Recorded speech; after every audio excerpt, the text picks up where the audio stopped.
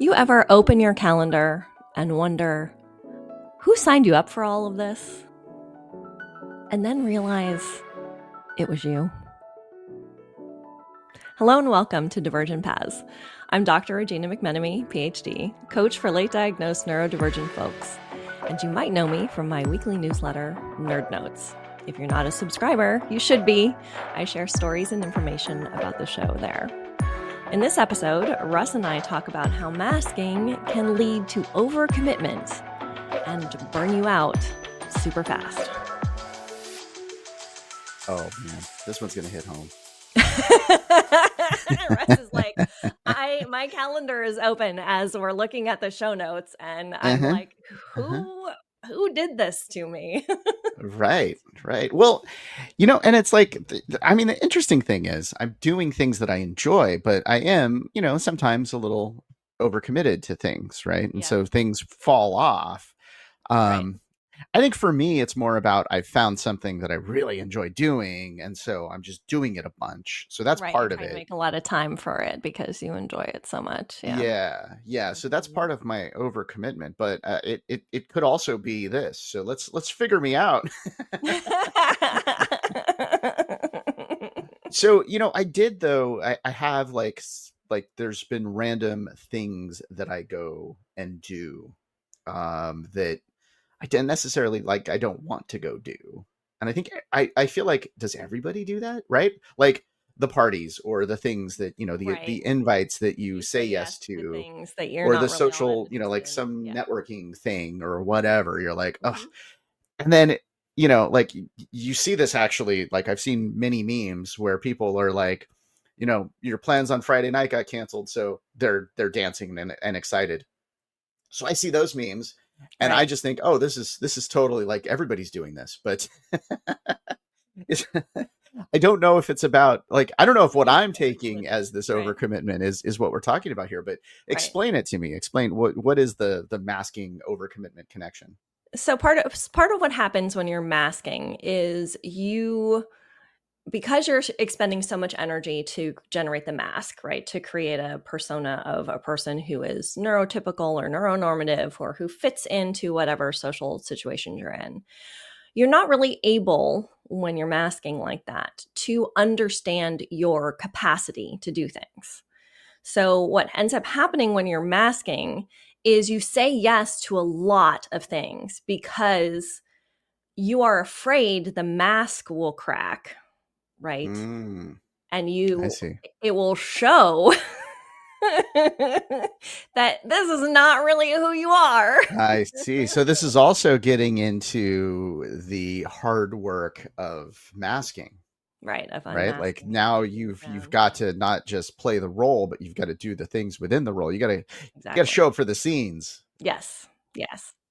Yeah. Okay. Yes. Okay. So that's part of what ends up happening is that, and because if you're late diagnosed, you've been doing this a long time. So it becomes a habit. It becomes a survival habit. It's how you belong. You say yes to help out people, even when it may be not just an inconvenience, but something that is a burden on your life or is, beyond your capacity to really do.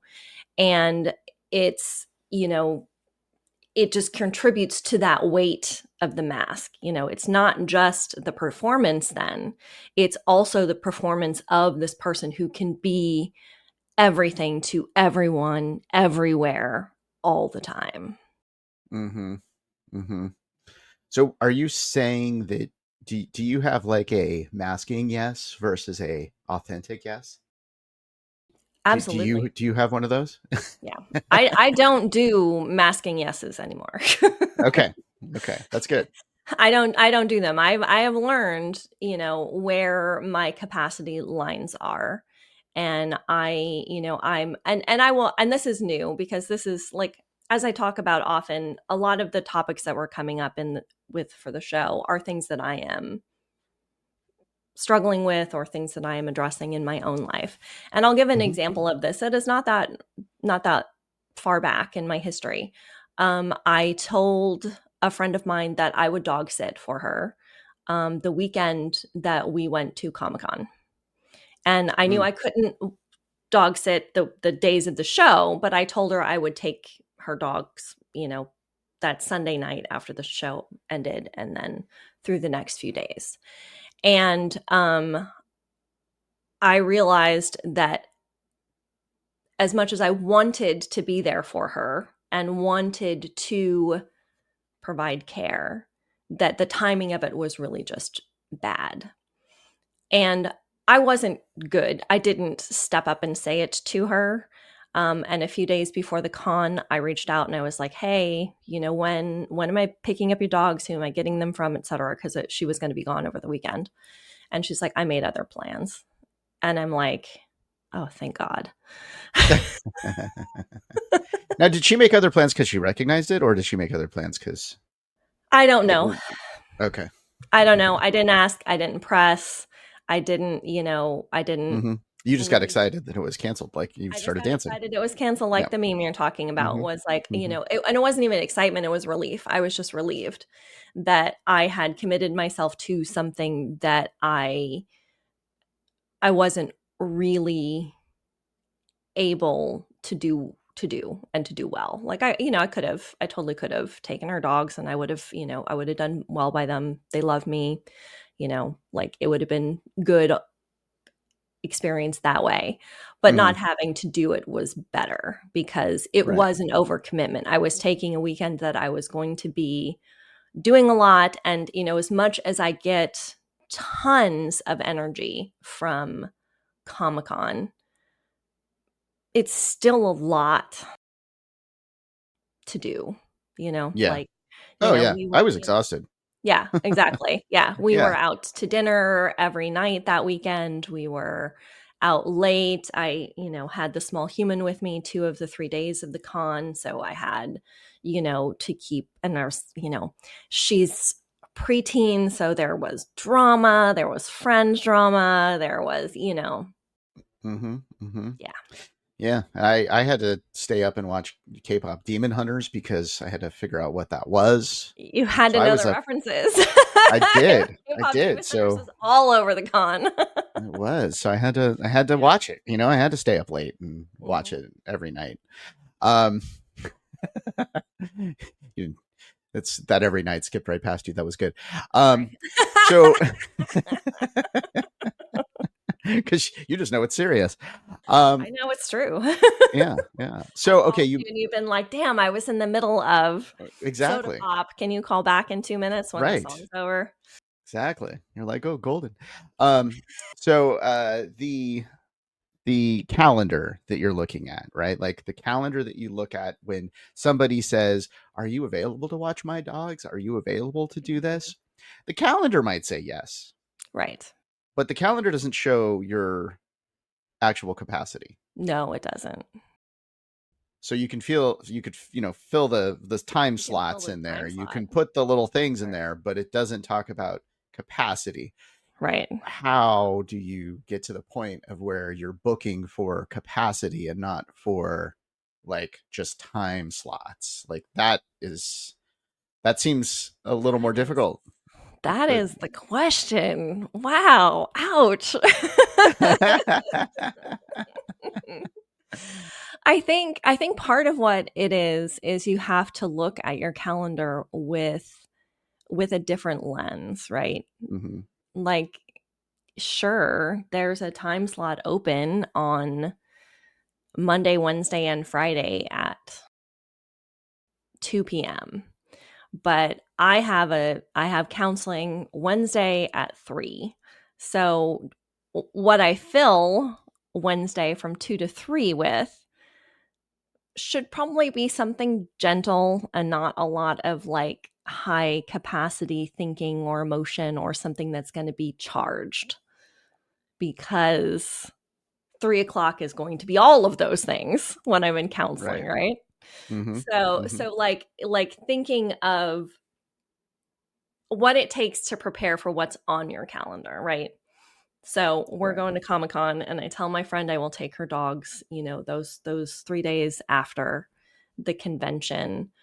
not thinking about the fact that the 3 days out of the convention, I was going to be absolutely exhausted from the convention. I was, all I was thinking about was I'm home and I can do this. And, this is a person who needs me, who needs my help. And I'm not thinking about what the true emotional and physical capacity I had. Like, one of the things that happens when I dog sit, I have 2 cats. So dog sitting for anybody means upsetting my household, right? It Right. means having an animal in here who's less familiar, who, my cats might be comfortable with, but isn't a part of their regular life. And so that upsets everything in my house. And so I need to be thinking about all of the things that come into it. Because when you're overperforming and you say yes, then you have to do the performance, which means you have to take the mask on. And then you're going to crash even harder. Can you imagine how hard the crash would have been for me had I had my friend's dogs 3 days after Comic-Con, and I Oh would have yeah. gone 3 days at Comic-Con and 3 days with the dogs, and like the crash after Right. that would have been. Well, you're looking at sort of uh the emotional exhaustion of it, Yes. right? Of just like you Mm-hmm. had all that stuff to deal with at Comic-Con. Now you got the dogs and the cats and literally Right. fighting like cats and dogs. And then you have got to walk them around. You got to take them for walks. You got to do Mm-hmm. different things. You got to clean up after them. You got to, all that stuff. So you've got Yep. emotional and physical exhaustion Yep. afterwards that are just intensified because you took on this extra thing. It's almost like I sort of wonder, like we've talked about like time blocking, like and things like that on the show. I almost wonder it's like, gosh, if you have a Comic-Con thing, okay, 3 days, you're like, you know what? I am literally gonna book 2 days afterwards and not do anything those 2 days. Yeah. Like schedule some I time started off doing in a way. exactly right. Yeah. Just Yeah. recovery days, and my business coach calls them potato days, and to plan for potato days, like, especially as someone with a neurodivergent brain that works on fast forward constantly, rushing, you know, thinking fast, acting fast, doing quick things, moving really quickly through, what you're doing, having those potato days to recover is really Hmm. important. And that's where, I've talked a lot about rest, and a lot about like making sure you learn how to rest, and think of your calendar like not just as the space you have to do things, but where is the space on your calendar to rest Right. and Right. recover. Um, yeah, I think, like I schedule lunches and, things like that. Like I just myself, like by myself, Mm-hmm. lunch. I put that on the calendar to block time off so that I actually, don't get something booked. Now, a lot of the times I don't actually go to lunch. Right. I'll still just work, but I'll work on something fun that I Right. enjoy Right. instead of, doing a meeting with somebody that I, like it's a different process for it's kind Right. of like I'm sort of taking even a work vacation in the middle of the day sometimes because I'm working on something, Yeah. like I mean, I love working on Google ads. It's weird, but I love it. And I've talked about FileMaker. I love working on file. So I will do those things during those little breaks so that Right. it's like, oh, well, I do this little, super like focused thing that I know really well and I feel good about and I know it's going to be a win. It's like, let's just get that, done now and then move on to something else that might Right. be a little more difficult or something. So I feel like that's even another like little time blocking thing that I've Yeah. done. But It's worked well. also So also to remember to eat, like yeah, yeah, just as a general like rule, as right, I'm saying this, as do as I say, not as I do, because right, everyone in my life will tell you that the one thing that I consistently fail at is remembering to feed myself. right, right. Um, yeah, the episode where we talked about, like just getting in the zone and not leaving your Mhm. chair and just Hyper finishing up focus. something. Yeah, Mm-hmm. that and it's like, yeah, I could Yep. totally see that happening. And Yep. I've been there as well. Yep. So how do you, okay, so we've talked about sort of the things that tactically that you could do on your calendar maybe to help with this. Mm-hmm. What about like I'm sure there's been times like for instance, the dog sitting thing. Like Mm-hmm. you noticed you're running on fumes, you're already tired, but you still say yes. Right. Like when does that happen for you, and how do Yeah. you recommend like noticing that and like figuring out like, oh, well, I do that. This is the pattern that I'm falling into. Here's how I break that pattern so I don't say yes to things that I don't want to. Yeah. There's a couple of things that I'm trying to do. I talk to my clients a lot about pausing before you say yes. So when I agreed to the dog sitting, I didn't stop and think about it first. I was excited that my friend was asking me. I was excited that, she trusts me with her animals. I was excited to be there. I was excited to be that person. And that's Mm-hmm. that's almost always a catch for either where I'm going to overextend or where I'm going to mask, right? Like if I'm excited because somebody wants me for something versus I'm excited because I want to give my energy to something. You see Right. the distinction between that? Uh-huh. Mm-hmm. Like they as a people pleaser, it feels really good when somebody wants you to do something. That feels very like, oh, they trust me, they believe in Right. me, they, whatever it is, without thinking about the fact that, not everybody who wants your time and energy is a, positive agent in your life. Right. They might be bad actors who are just Mm-hmm. saying that because they know you are less likely to say no. It might be very genuine. It might be, in this case, I think it was. I think she knew that her dogs were well cared for and that, and I don't live very far away from her. So there were lots of positives for it for her. It wasn't going to cost her anything. She wasn't going to, this isn't a paying thing. Mm-hmm. This is just something to do as a favor. And, the alternative was her paying a dog sitter instead. And I think that that's one really like stop and think like, okay, what's your motivation before you say yes and before you agree? Are you agreeing because they asked you, or are you agreeing because you want to do it? Mm-hmm. Another one is like the hell yes rule. Like, yes, this is like, yes, I am 100% into this. I This like is that. yes, Right. that enthusiastic, like it's not a no that is, an obligation. You're not saying yes because you feel it's an obligation to do it.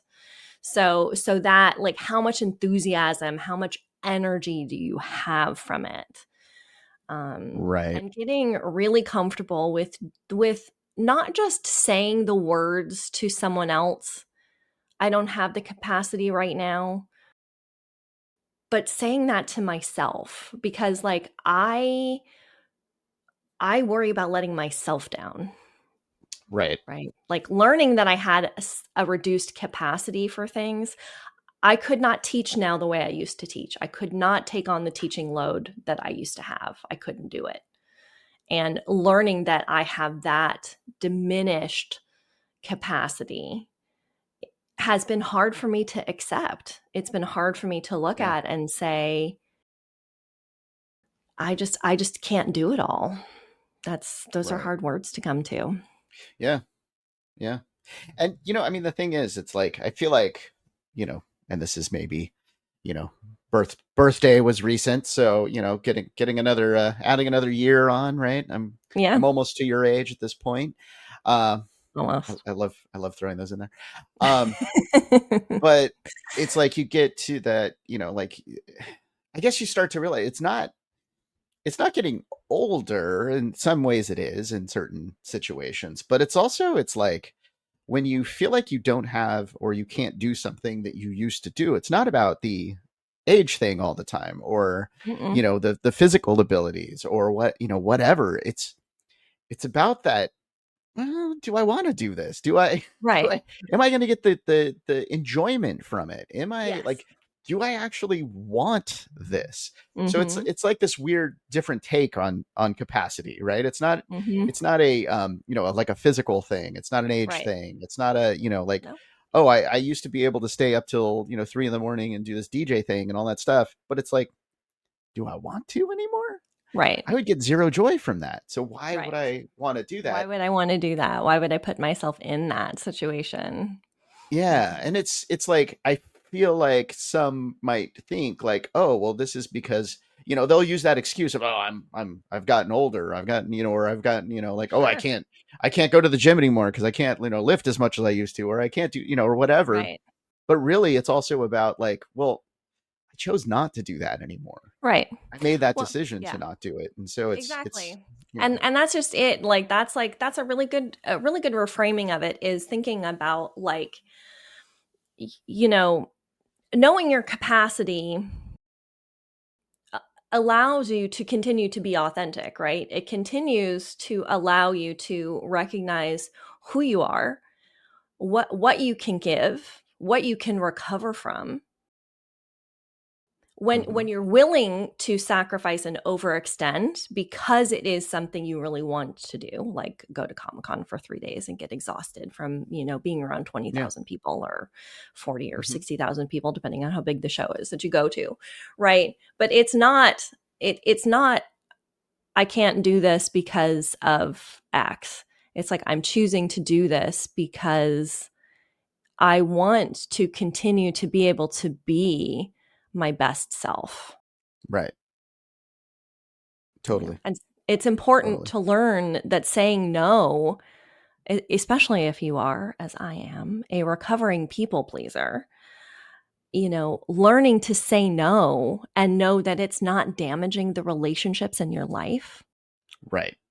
Like how powerful is that? If you can say no and they know that you're saying no from a place not of wanting to hurt them, but a place of authenticity for who you are, and because you don't have the capacity to overextend yourself, and you won't, like, someone who really loves you is going to be happy that you said no to them in that circumstance. Mm-hmm. They're going to be overjoyed that you have the capability to say, this is too much for me right now. Right. Right. And saying no gets you out of the situation, which, like we were talking about in a previous episode, is the sort of domino thing. Like, well, if you get into the situation, you're stuck in there, and now you've got to continue to, take down that route. Okay. So you mentioned 3 things in this. Give me those one more time.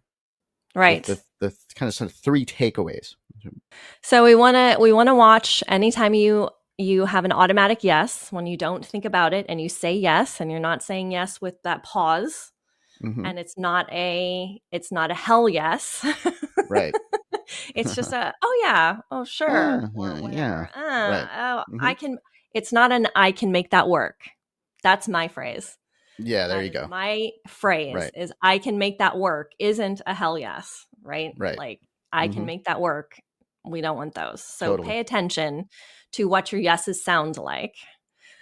Do a capacity check before you agree to taking something on, and not just do I have room for it on my calendar, but do I have room physically, emotionally for it?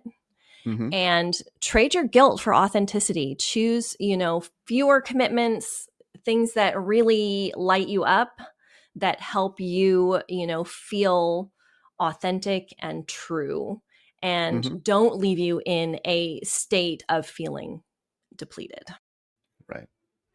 Okay. And those tips and more are available in your newsletter. How was that newsletter? For? Sounds like an ad, but yes. Please sign up for Nerd Notes. There'll be a link in the show notes.